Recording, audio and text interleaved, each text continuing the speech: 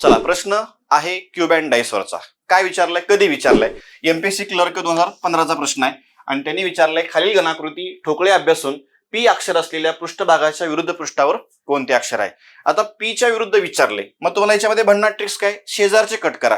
शेजारचे कट जर केले लक्षात, पी च्या शेजारी कोण आहे, एन आहे, क्यू आहे. पर्यायामध्ये क्यू तुम्हाला दिसतोय, याचं उत्तर लक्षात, म्हणजे पी च्या विरुद्ध क्यू नसणार आहे कारण शेजारी आहे म्हणून. पुन्हा सांगा रे, पी च्या शेजारी तुम्हाला झेड आहे, आर पण आहे. आता इथं तुम्हाला आर दिसतोय, लक्षात ठेवायचं, आर पण त्याचा विरुद्ध नसणार आहे. आणि मला सांगा, पी चा विरोधक पी असेल का रे? स्वतः आपण स्वतःचे विरोधक असतो का? नाही. म्हणजे 100% आपला हा पण पर्याय कटेल. मग राहिलंय काय आता, फक्त यस. म्हणजेच काय, पी चा विरोधक कोण असणार आहे? यस असणार आहे. हे आपलं फायनल उत्तर असणार आहे. That is your correct answer. अशाच इलिमिनेशन मेथडसाठी आणि शॉर्ट ट्रिकसाठी आपण आपली एक संपूर्ण अगणित बुद्धिमत्तेची बॅच लॉन्च केलेली आहे. ती बॅच तुम्ही नक्की खरेदी करा. धन्यवाद.